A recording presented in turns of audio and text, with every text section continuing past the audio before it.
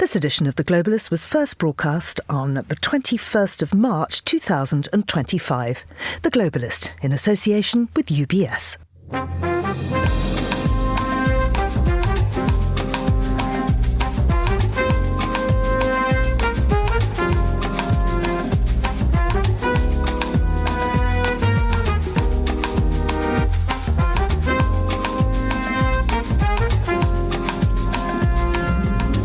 Hello, this is The Globalist, broadcasting to you live from Midori House in London. I'm Georgina Godwin.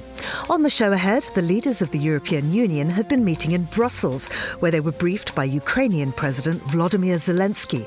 We'll have a readout of the session. Then, big sporting news. The IOC session has elected as the 10th president of the International Olympic Committee, Mrs. Kirsty Coventry.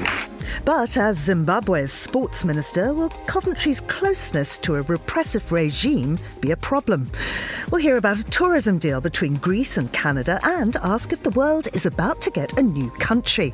We'll have a rustle through the front pages and head to Art Basel, Hong Kong. Plus, we learned this week that the hammer of justice had descended in the matter of the Crown versus those blokes who stole that solid gold toilet.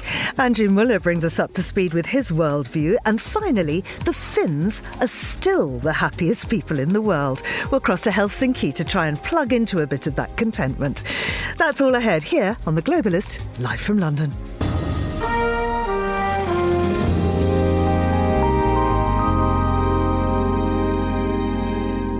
First, a look at what else is happening in the news. South Korea's opposition plans to impeach acting President Choi Sang-mok today, escalating political tensions. President Trump has ordered the dismantling of the US Department of Education, but legal challenges are underway. And London's Heathrow Airport will be closed all of today after a nearby fire caused a major power outage. We'll pick that up in the papers later on.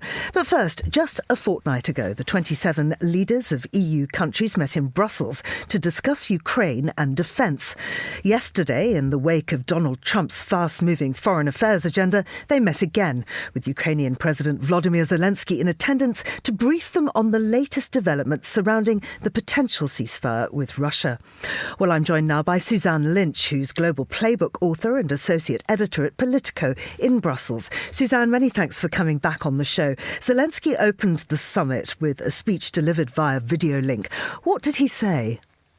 Well, this was about debriefing EU leaders on his conversation with Trump the previous day. Obviously, the Ukrainian president had spoken to the US president after his call with Vladimir Putin. Now, he did say that the call had been good between himself and Trump, but he also told the EU leaders that Putin was prolonging this war and that he had put unnecessary demands on Ukraine that Ukraine was just not going to accept. He also urged the EU to keep helping Ukraine. And he referenced this plan that EU leaders were talking about yesterday, this Rearm EU plan that Ursula von der Leyen has been spearheading and that leaders were there to discuss. So I suppose in one sense it was different in that Zelensky usually appears in person. He did not this time, but as I said, did address them by video link.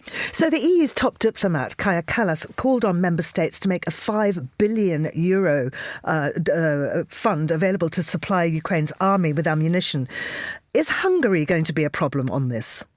Yeah, on that one, this has been deemed the Kallas plan by Kaja Kallas. And the problem here is that a number of countries are lukewarm about this plan because they feel that there are now competing plans, if you like, and that they're already doing a lot bilaterally. So actually, Italy and Spain and some of the countries that have bigger fiscal problems in their budget are a little bit unclear about what the Kallas plan means, and were quite critical of it yesterday.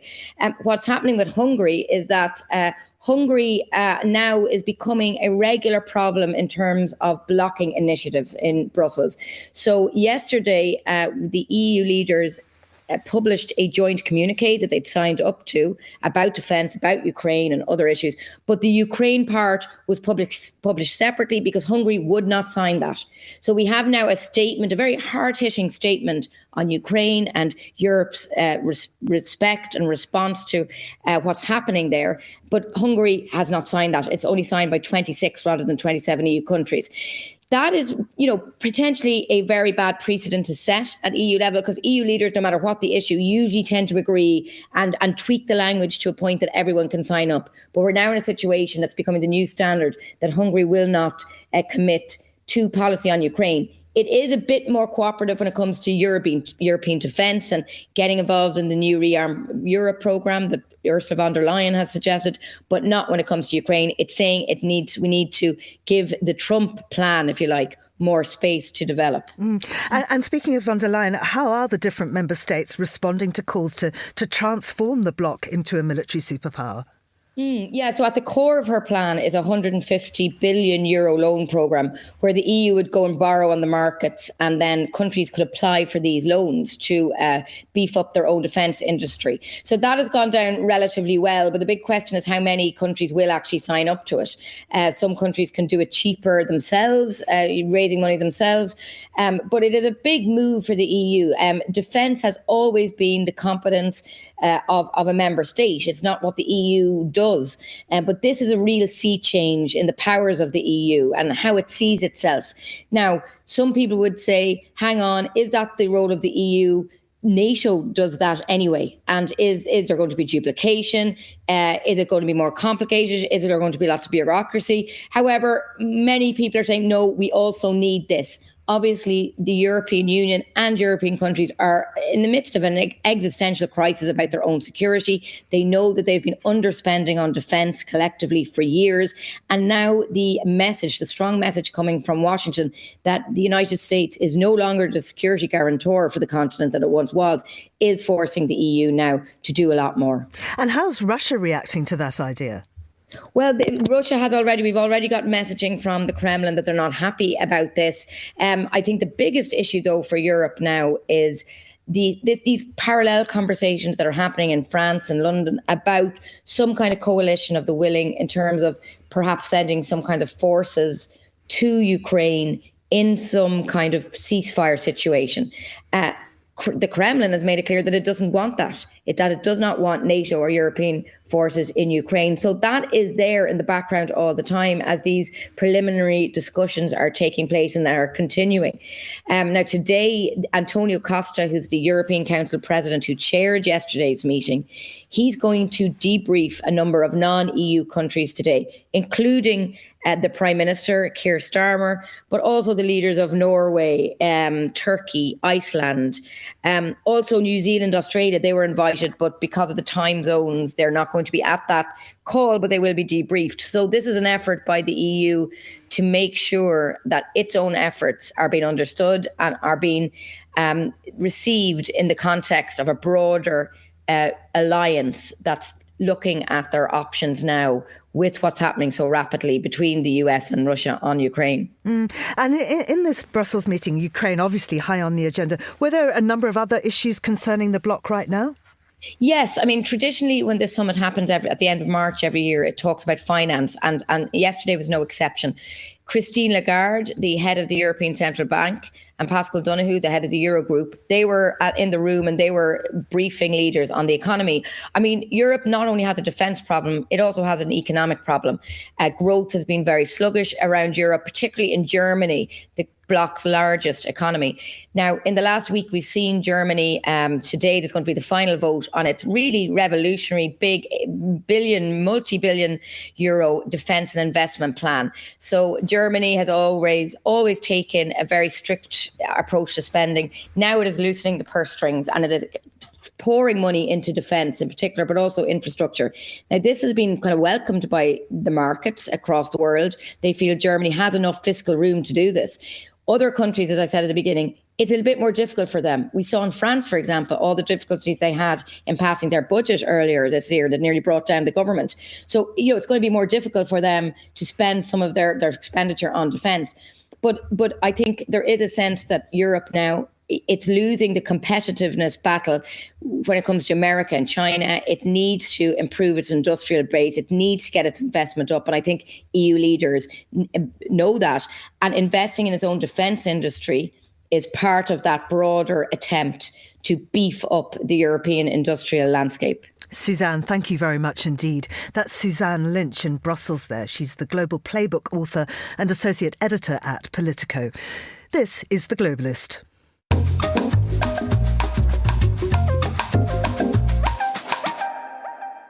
The vote to succeed Thomas Bach as the president of the International Olympic Committee took place in Costa Navarino, Greece, yesterday.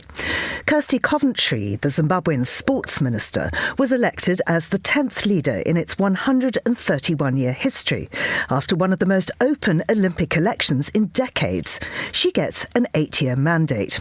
Well, I'm joined now by Dr. J. Simon Rofe, who's a sports diplomacy expert and an associate professor at the University of Leeds. Simon, can you tell us how this vote unfolded? It really was quite unusual.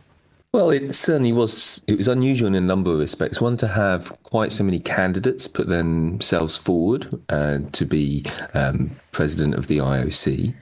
It was unusual insofar as the process of the election was really quite limited. Each candidate had a 15-minute presentation given in private without any media coverage in January, and that was it. There was therefore the opportunity for plenty of behind-the-scenes lobbying, and Kirsty Coventry's position already within the IOC executive and the unsaid but nonetheless perhaps widely anticipated support from the existing president, Thomas Bach, seems to have won the day in the way that members cast their votes in really quite a decisive fashion. To win on the first ballot with this many candidates, to reach the threshold of 49 votes, that was a surprise as much as anything. So it's a real endorsement of her candidacy for the IOC president for the next 8 years. I mean, was the result a shock? She was up against some very strong candidates. I'm not sure it was a shock insofar as her ultimate victory. The scale of it and the speed of it, I think, was perhaps surprising, at least to me. She did have Thomas Bach's endorsement, and she was seen, I think, as a safe pair of hands, something of a continuity candidate. Lord Coe's candidacy was perhaps seen as the change mandate, and the number of votes he received perhaps indicates that the organisation at this point looked to change in a different way, a more organic evolution rather than anything approaching revolution. Was there not any concern about her background? As well as being an Olympic medalist, she is the sports minister of Zimbabwe. And of course, we know the reputation of the government there. She's reputed to be very close to the president, Emerson Mnangagwa. Simon, was that ever an issue? Well, I'm sure it was an issue, but every candidate brought baggage, if you like, and their political heritage within the United Kingdom. Lord Coe has been a sitting member of Parliament, of course, but I think Kirsty Coventry's international prowess, her status as an athlete, and in this instance as the only female candidate and the candidate from Africa, I think these contributing factors, perhaps for the nature of this role, are more significant than her engagement with a national government, which all candidates have that kind of history. Well, I'd like to bring in the Zimbabwean Rusty Markham now. He's a former Harare city councillor and MP. He's now an anti-corruption activist in the country. Rusty, what can you tell us about Coventry and particularly her political affiliations? As Simon says, everybody comes with some baggage. They're all connected to some government, but not every government has committed human rights abuses. Yeah, thank you. Kirsty Coventry joined the government. This is her second term, so probably about 7 years ago. She became Minister of Sport, Youth and Recreation. She came in as an independent, but as time has moved on, she obviously has got involved with the government to a more, after numerous meetings, you obviously become more involved with the government and the ruling party, ZANU-PF. So Zimbabwe was once a first-class sporting nation. How has it fared under her leadership? I think Kirsty's leadership as Minister of Sport, I don't think anyone could have done any better. Bear in mind, out of Zimbabwe's 28 ministries, 14 have a budget of less than 0.75% of the national budget. And sport and youth are in there. So she basically had an empty purse. As a result, none of our stadiums can host international events. Our soccer is still in disarray. The administration of the soccer is a dog's breakfast. However, the cricket has come up. It did leave the cricket associations and then was readmitted. So slowly but surely things are coming better. But nothing has moved in the 5-6 years. In fact, they've got worse, but that's mainly because of money. And has Coventry benefited personally from her closeness to Emmerson Mnangagwa? Yeah, look, before we carry on, the interesting thing with Kirsty Coventry, the country, for a small country like we are, and the first in Africa, and a young woman and white, I have to say that, and white, representing Africa, is phenomenal because it's going to show all the ideological problems within the party that rules our country. Because with land invasions, they took away all the farms of some 4,000 white commercial farmers and a couple of about 600 black commercial farmers.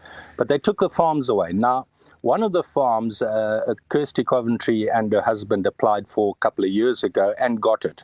So they have received benefit from the ruling party, yes. And finally, Rusty, will ZANU-PF attempt to make capital out of this? ZANU-PF, obviously the ruling party. Oh, 100%. We talk of sanctions and the West and puppets and white people and all that on the ground. But as soon as we get an achievement, and this is a major achievement for the country, ZANU-PF will grab it in both hands. They do that with everything. Anything that is positive, whether it's in the diaspora or someone like Kirsty, they will grab in both hands and it'll be them who lobbied, etc., etc. That is for the local populace. But internationally, we still remain a pariah state. Rusty, thank you. Simon, I'd like to bring you back in. Is this storing up trouble for the IOC? Will it distract from the core business? In some sense, I think I'd be surprised. I think the IOC has enough core business to keep everyone very busy. And it's very interesting to hear Rusty's remarks, though. I think the nature of representing Africa, that multi-dimensional continent, will be a particular both asset and challenge for Kirsty Coventry, given the number of votes within IOC structures beyond the executive that Kirsty will have to keep track of.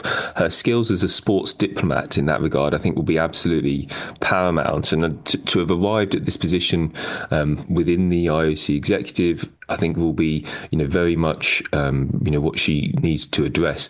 The geopolitical challenges of crises such as that in Ukraine, and with Russia and its status within the IOC, within the Middle East, these are the challenges that significant leaders have. And Thomas Bach's record of pursuing what might be called Olympic diplomacy, had a number of successes, a number of challenges, and I think Kirsty Coventry's mandate to essentially pursue Olympic diplomacy moving forward is what she will find her energies being devoted to. Simon, thank you very much indeed. That was Dr. J. Simon Rofe, and before that we heard from Rusty Markham. Still to come on the programme. There is just a lot more content now that when you come to Art Basel, Hong Kong, it's not only a buying and selling art fairs per se, but really an art journey. We'll hear from the director of Art Basel Hong Kong about the exciting programme planned for its 2025 edition. This is The Globalist. UBS has over 900 investment analysts from over 100 different countries. Over 900 of the sharpest minds and freshest thinkers in the world of finance today. To find out how we could help you, contact us at ubs.com.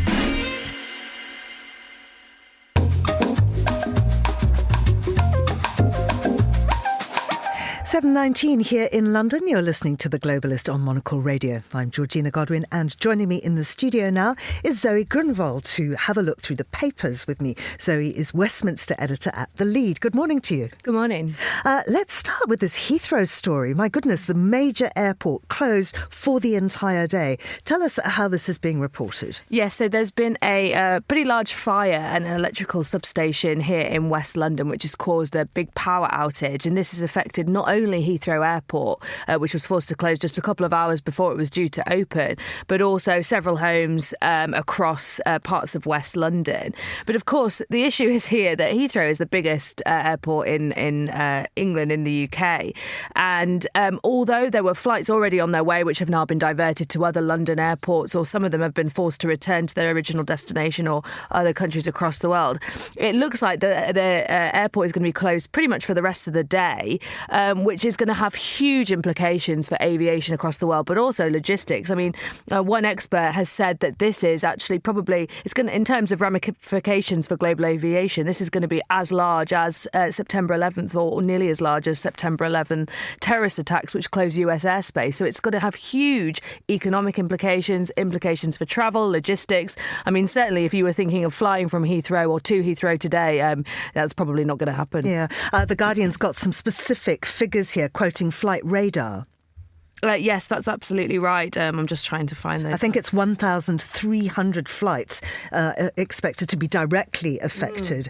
But as you say, I mean, at least 120 flights that were already in the air had to divert. And as you say, this is going to really impact across the world. Yeah, absolutely. So you've already got flights, having to return to Paris, having to return to New York. And then, of course, the rest of the airports here can take some of those diverted flights. But the scale of Heathrow, the number of flights it services every day, means that even all the airports in the UK don't have the capacity to absorb all those operations. So it's going to cause real disruption. And of course, all these people who had flights booked to or from today are going to have to knock over to the weekend. This goes on and on and on, and is going to have huge implications. Absolutely.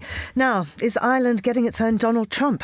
Oh, well, I'm sure the people of Ireland hope not. So this is obviously Conor McGregor, who visited the White House. He's the former UFC fighter, mixed martial arts fighter as well. He met President Trump in the Oval Office and is now talking about his own presidential campaign in Ireland, particularly running on the issue of immigration. We know Conor McGregor's political views have been described as populist and far-right in the past. He's intervened on issues of migration. He was there in the White House, particularly touting the need to hold a referendum on Ireland's acceptance of an EU migration pact. But now, yes, he's talking about running for president. Now, is this likely? Probably not. To become a candidate, he'd have to be nominated by 20 of Ireland's 220 members of parliament, as well as 4 of its 31 city councils, and then win a majority vote. And a poll that was conducted in December 2023 found that only 8% of respondents would vote for McGregor and 89% would not. So it does look unlikely. But having said that, I think it tells you a lot about the increasing masculinization of politics across the world. We have to remember that Conor McGregor was found liable for sexual assault last year, famously, and was forced to pay hundreds of thousands in euros to the accuser. So this visit to the White House and his bid for presidency has, of course, been heavily condemned by women's rights campaign groups and rape campaign groups as well. He says, I would have all the answers the people of Ireland seek from these thieves of the working man, these disruptors of the family unit, which seems ironic given what you've just told us. He was wearing a Make Ireland Great Again cap. And of course, the other thing is that an election hasn't actually been scheduled. Yeah, absolutely right. So at the minute, it looks like a bit of kind of, preening and putting forward, trying to make himself a bit of a political figure. But I think, if he's aligning himself with Trump called him his favourite Irishman. This having almost the backing of, the most powerful man in the Western world, the US president, who knows how this could empower him. And I think it's quite frightening for women across the world to see these men who have been accused of these things seemingly be able to go on and hold political office. Absolutely. Let us look at this UNESCO report, which is highlighting unprecedented glacier loss. Tell us more.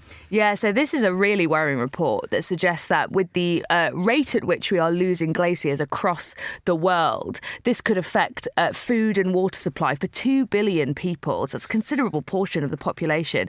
And this is because 2/3 of all agriculture in the world is likely to be affected some way by receding glaciers and the dwindling snowfall in mountain regions. There's also more than 1 billion people living in mountainous regions, all of whom are already experiencing half of whom are experiencing worsening food insecurity, but all of whom would be affected pretty quickly by this. And there's also the fact that when these glaciers decline, this gets rid of this reflective surface and replaces it with this dark soil that absorbs the heat. So it has these kind of knock-on implications as well for climate change and the whole climate system. It's very, very worrying, and there's a real fear that, we've already passed the point of being able to prevent this from happening. We really need to prioritise food security and stemming climate losses as soon as possible. So the rate of change of glaciers is the worst on record. That's according to yet another report from the World Meteorological Organization, which published its annual State of the Climate document this week. It said the largest 3-year loss of glacier mass on record occurred in the past 3 years, affecting mostly Norway, Sweden, Svalbard and the tropical Andes. But the report goes in deeper into the fact that it's not just underdeveloped nations here. This is across the world. This is going to cause mass migration. Absolutely, because not only are the particular regions very dependent on the water immediately, but of course in areas where they do depend on this glacial water, as you say, in the developed world, if there is a drought or if they aren't able to access that water, you're going to see much more migration. You're going to see people moving into areas further down the mountains or perhaps in other countries as well. And I think there are lots of existential crises threatening us at the minute, but climate change, because it's so permanent, people forget about it and forget that it's not just it doesn't just cause extreme weather, but also it really impacts our food, our energy and our water supplies as well. And this particular thing, which is glaciers melting, has huge knock-on impacts for all sorts of parts of our world and our ecosystems. So do you remember your first memory?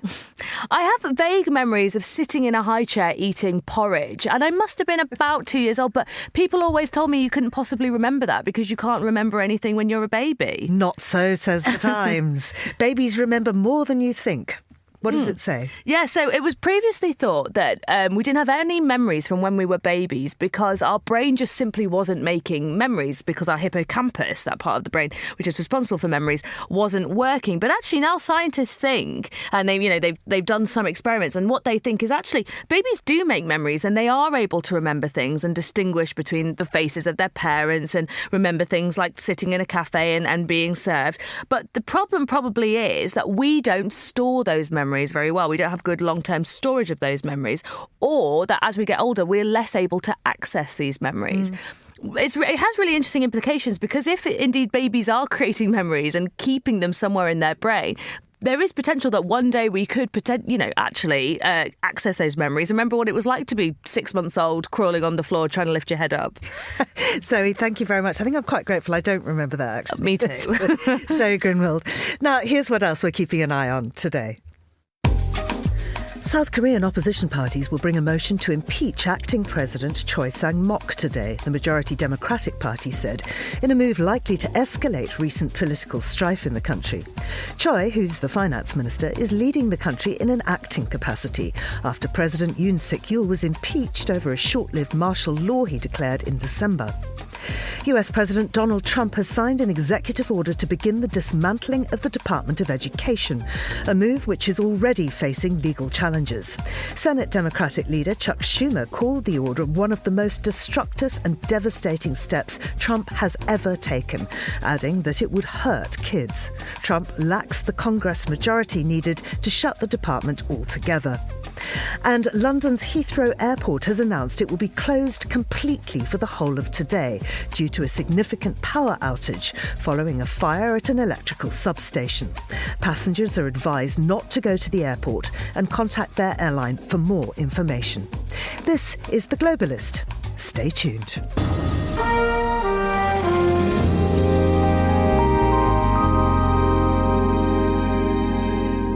Now it's time for a look at one of the other stories we're following today. Here's Monocle's Thomas Lewis on Canada's new tourism agreement with Greece. At a ceremony in Athens last week, a new agreement was signed between Greece and Canada, which aims to increase the number of visitors between the two countries. The deal will formalise the sharing of travel data and also help to tailor the way in which the hospitality offering in one market is promoted to holidaymakers in the other. It will also give the opportunity to increase collaboration on travel campaigns. The agreement reflects the increasingly sunny relationship enjoyed by the two countries in recent years, with bilateral merchandise trade totalling €415.5 million in 2024. A little earlier, we spoke to Greece's Minister for Tourism, Olga Kefalogianni, and here's what she had to say about the new agreement with Canada. The important thing for Greece is to have a blooming tourism sector, but one that helps, first of all, the Greek economy, attract investment, create jobs, drive sustainable growth. And on the other side, we also need to preserve our natural and cultural environment. So I think it's important to work with partners that can actually also understand and share this vision. The move is well timed. Travel patterns in Canada have changed since the US began its series of tariffs back in February, which has caused a dip in journeys from north to south. So as Canadian travellers seek out alternative destinations, Europe is likely to be the biggest beneficiary.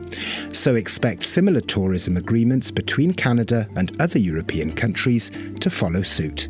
For Monocle in Toronto, I'm Thomas Lewis. And for more from Monocle's editors and correspondents around the world, do sign up for our free daily newsletter, The Monocle Minute, at monocle.com/minute.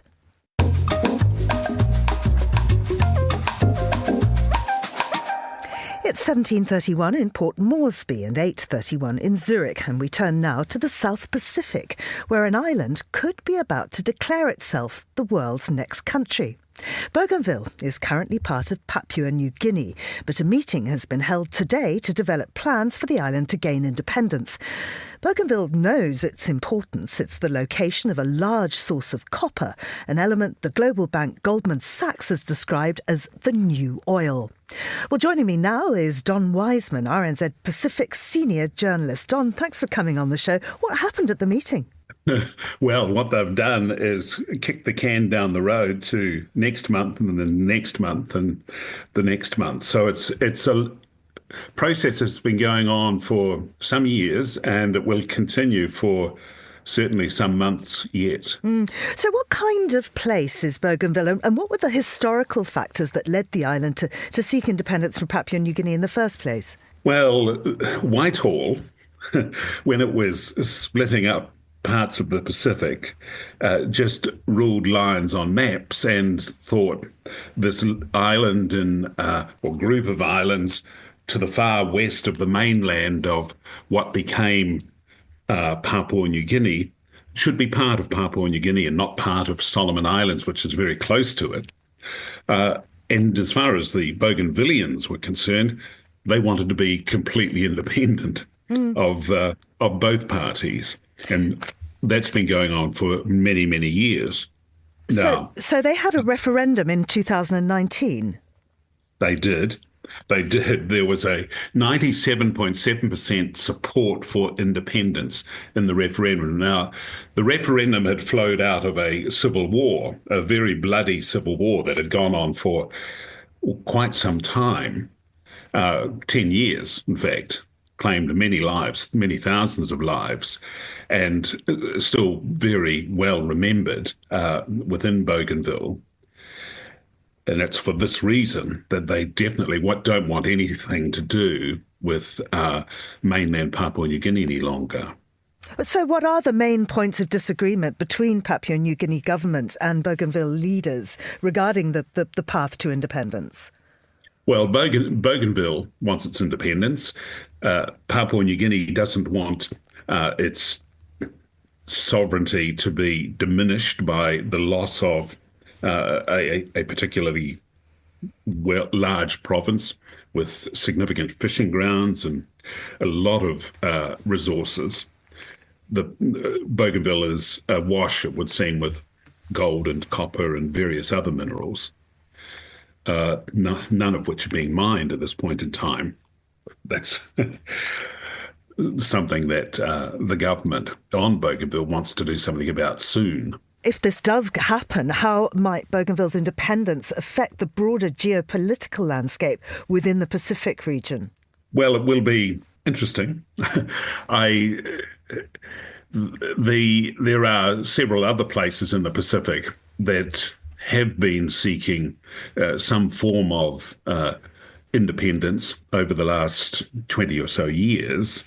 So, and a lot of the other countries, Solomon Islands got independence in 1978, Vanuatu in 1980, Fiji in the 1970s, Cook Islands in the 1960s, Samoa in the 1960s. So it's a very recent thing, the coming independence coming to these places.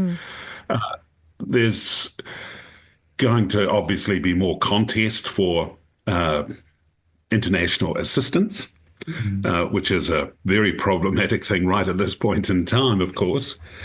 So, yes, it would be an interesting time. Don, thank you very much indeed. That's Don Wiseman, Radio New Zealand Pacific senior journalist. This is Monocle Radio.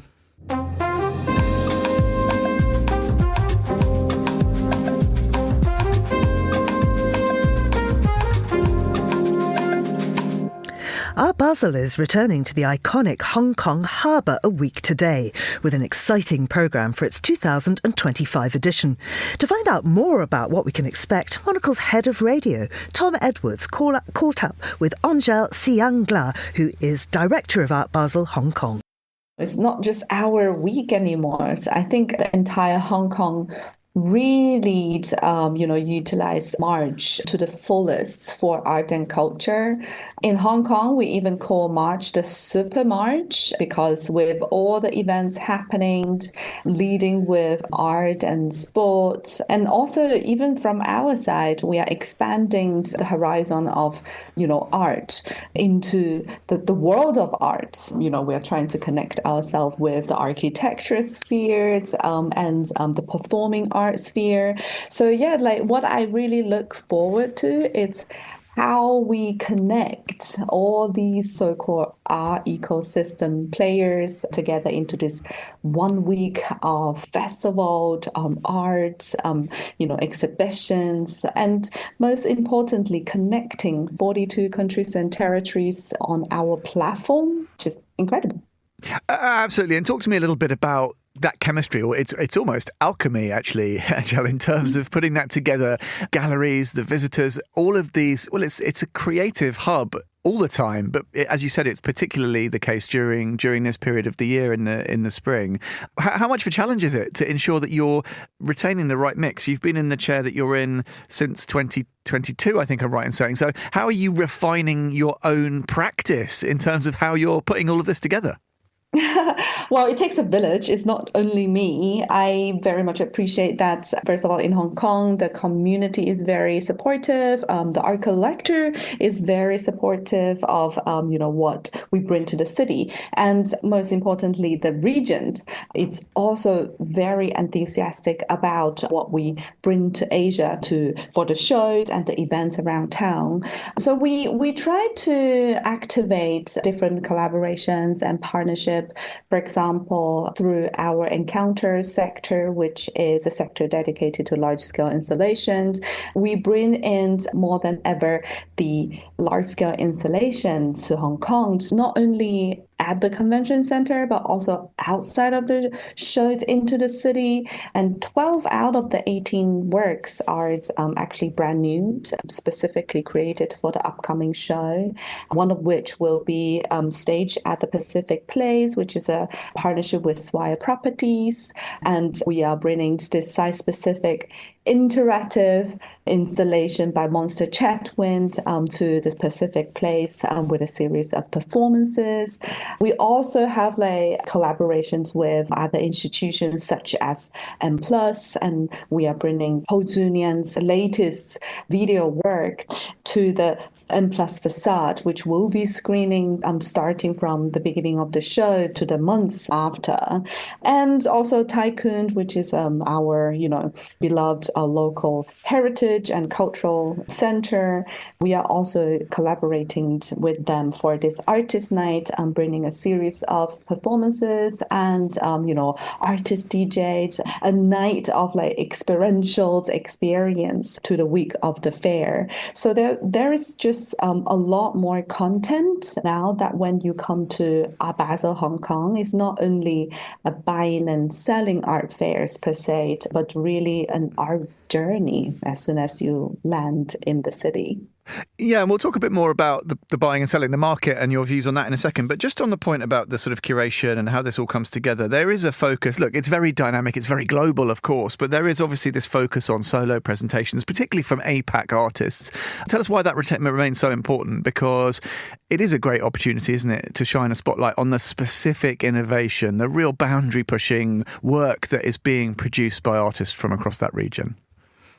Yes, absolutely. We always make sure that over 50% of the galleries participating, they have a space in Asia. They are truly connected with the region.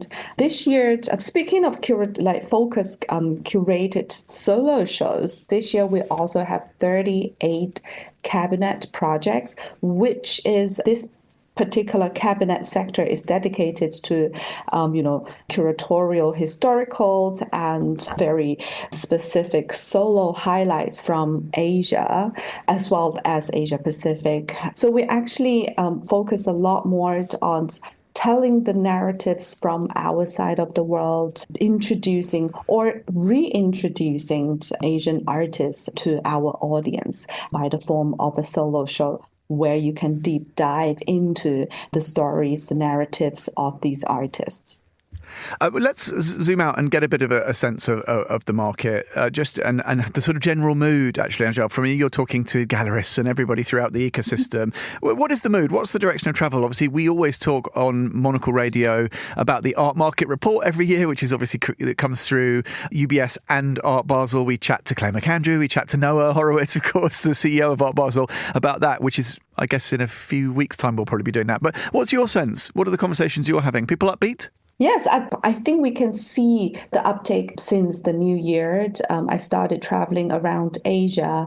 I think this year the highlight really lies with Southeast Asia, including Taiwan. These markets some of them are actually the up-and-coming emerging markets, such as the Philippines, Thailand. These markets are actually generating new energy from their new generations, as well as the older generations, but moving towards, more regional and international collecting. Director of Art Basel Hong Kong, Angel Siangla there, speaking to Monocle's Tom Edwards. This is The Globalist on Monocle Radio.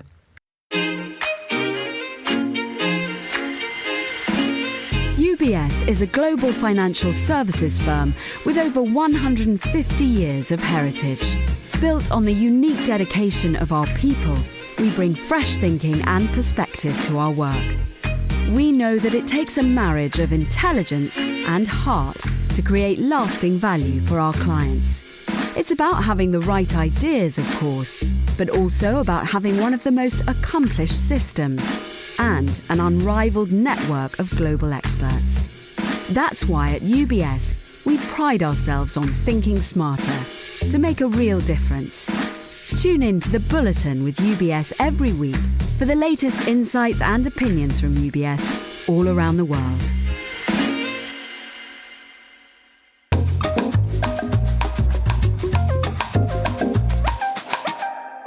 It's Friday, so it's time to find out what we learned this week. Here's Monocle's contributing editor, Andrew Muller.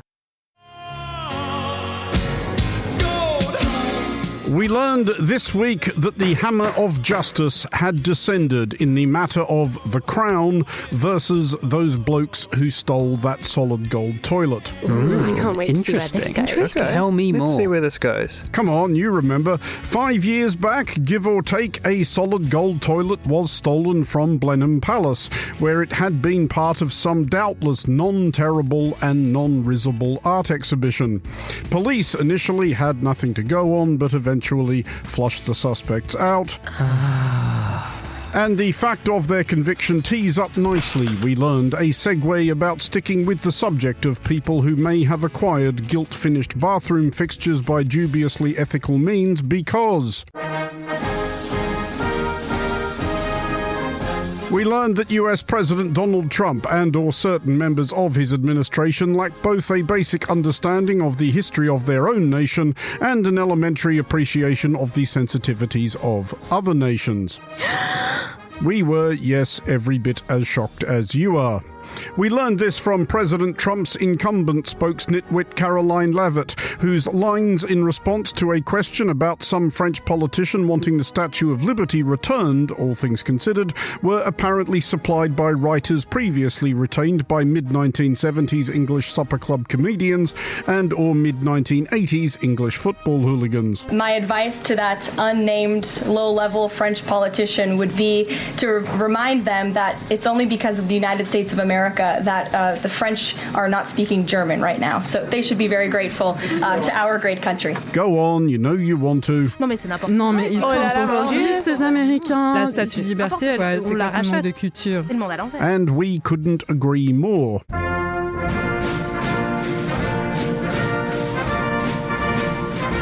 We learned, therefore, that Leavitt has never wondered why the park out the front of the white actual house is named after someone called Lafayette. If she had, she might have learned that the American Revolution was to a considerable extent a French endeavour, that French troops fought on land and at sea alongside the forces of the fledgling United States, and that indeed at the climactic and conclusive battles of the Chesapeake and of Yorktown, decisive contributions were made by a French fleet commanded by the Comte de Grasse, French troops commanded by the Comte de Rochambeau, and the Light Division of the American Army commanded by one Major Marie-Joseph Paul-Yves Roche-Gilbert du Motier, aka the Marquis de Lafayette, who was, can we shock you, French, and after whom that park out the front of the white actual house is named. It is probably fairer to say that if it wasn't for the French, Americans might yet be speaking English, instead of whatever this is. And you're in the boat, and you have this tremendously powerful battery, and the battery's now underwater, and there's a shark that's approximately 10 yards over there. By the way, a lot of shark attacks lately. Do you notice that? A lot of shark. I watched some guys justifying it today. Well, they weren't really that angry. They bit off the young lady's leg because of the fact that they were not hungry, but they misunderstood who she was. These people are crazy. He said there's no problem with sharks. They just didn't really understand a young woman swimming now really got decimated, and other people too. A lot of shark attacks. So I said, so there's a shark 10 yards away from the boat, 10 yards. Do I get electrocuted? And still be subject to the whims and caprices of a mad king who believes himself above the law. Imagine that. Wouldn't it be awful? But we learned that ongoing reassessments of American history were redounding to the disfavour not only of America's allies, but America's own troops.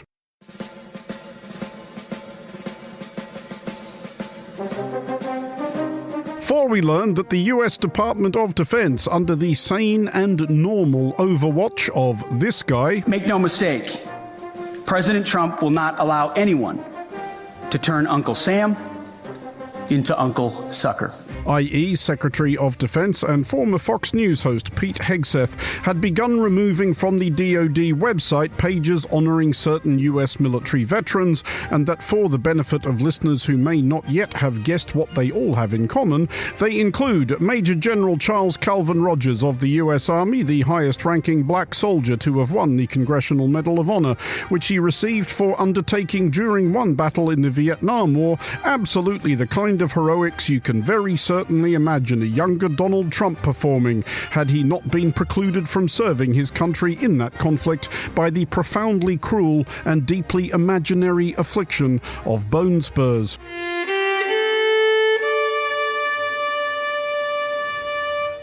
Among those also whisked from the DoD site were the Navajo code talkers, i.e. those Native American service personnel who flummoxed Japanese eavesdroppers in the Pacific theatre of World War II to crucial effect by communicating in a language not widely spoken by the United States' Japanese adversary. In these and several other instances, we learned that the URL of the removed pages was affixed with the taunt DEI, an acronym representing diversity, equity and inclusion, a concept upon which Trump and his cohort are fixated for some altogether unimaginable reason. We had previously learned, indeed,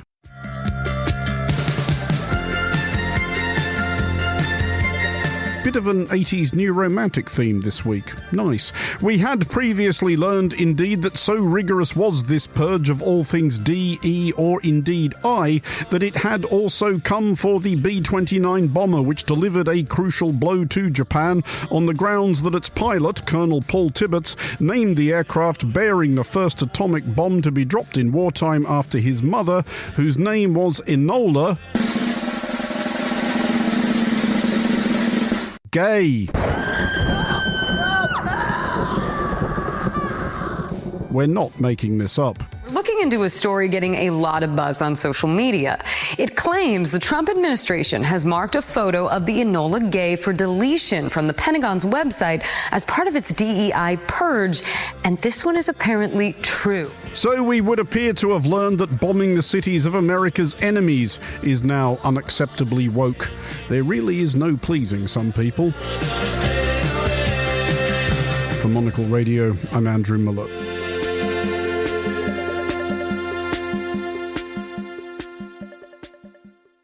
Andrew Muller there with What We Learned.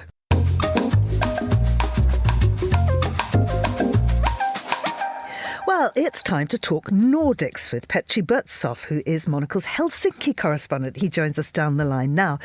Petri, welcome back to the show. Now, we've been reporting on this story about Northvolt, which is a battery maker based in northern Sweden. It's gone bankrupt and it's sent shockwaves throughout the country, but it looks like there might be a second chance for the factory.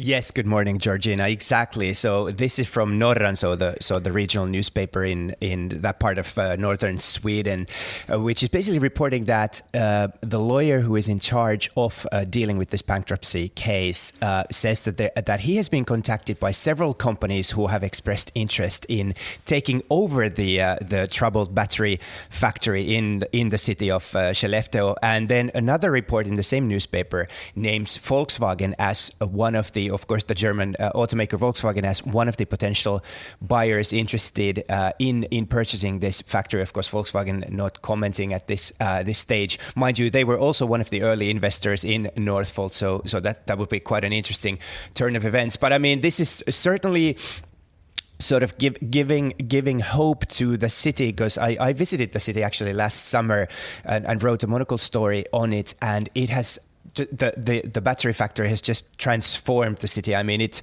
employs, the factory itself employs about 4,000 people, but then there's another 4,000 who have moved over there to work for the subcontractors and for building more factories and so on. So it has essentially doubled the working age population of this sort of a sleepy northern Swedish town. And then when I read this news, I kind of got a little bit sad just thinking about all those people from all over the world who moved in and, you know, what would happen to their lives. So it seems that there's a little bit of hope still. Absolutely. Now, some hope that everybody thought was lost, but in fact wasn't at all. This is a tourist who was buried in an avalanche in Norway for 7 hours and escaped unscathed.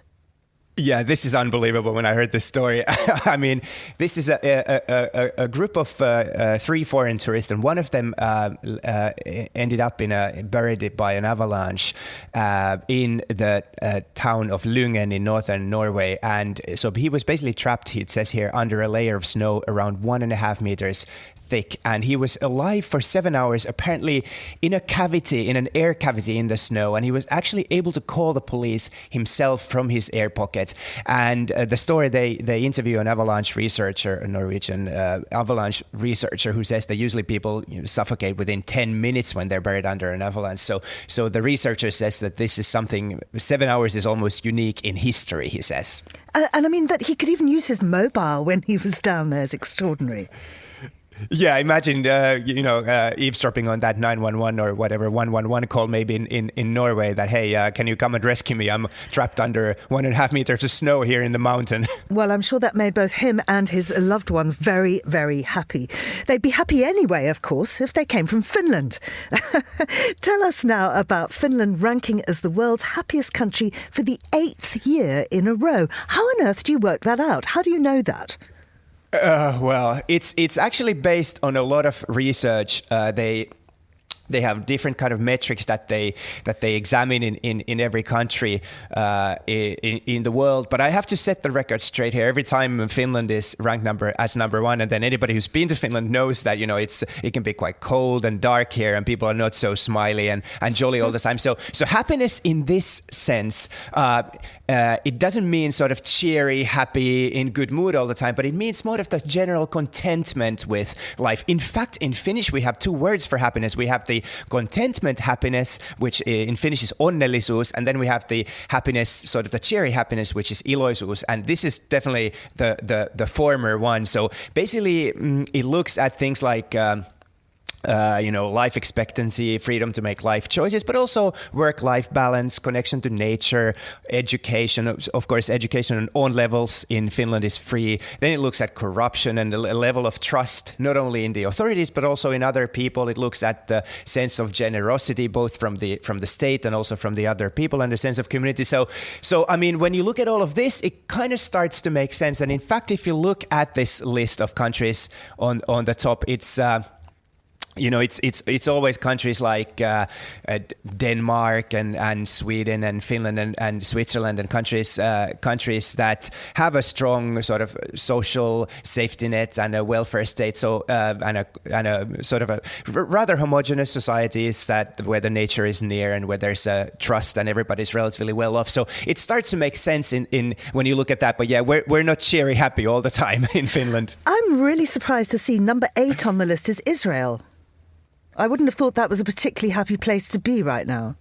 Yeah, exactly. I mean, I'm completely guessing here, but might it have something to do with the sense of coming together in a time of crisis? I don't know. Otherwise, I mean, how would you explain that? I don't know. Yeah. But again, Georgina, this is based on people's self-perception, not on sort of objective criteria, but what people self-assess as being their state. And Mexico at number 10. Yeah, well, I mean, again, a very stereotypical look, but I mean, I would guess Mexico is quite a cheery place and people are happy. But yeah, what about all the other factors and metrics that I just listed? I don't know Mexico well enough, but I'm quite surprised that it's in number 10. Yeah, and last year, Afghanistan was at the bottom, and it's at the bottom once again. Sierra Leone and Lebanon also down at the bottom there. Petri, just before you go, I have to ask you one really important question. What is it that makes you personally really happy? Oh my God, you kind of put me on the spot there. But I mean, I would actually say it's some of these same things that I just listed. The fact that I know that the authorities are there to look after me. If I lose my job, I let's keep doing this lives. But if it happens that I lose my job, I know that the state has got my back. I have free health care if I want to study further. It doesn't cost a penny. My kids can go to. I don't have to think about paying for my kids' tuition fees, because there are no tuition fees. And just if I lose my wallet in the street, I can just pick it up in the police station. They've done several studies, and people always find their wallets. Petri, I'm moving to Helsinki. Thanks very much indeed. That's Petri Burtsoff there, and that's all we've got time for. Thanks to our producers Laura Kramer, Tom Webb and Monica Lillis, our researcher Francesca Gilks, and our studio manager Elliot Greenfield, with editing assistance from Mariella Bevan. After the headlines, there's more music on the way, and the briefing is live at midday in London. I'm Georgina Godwin. Thanks for listening.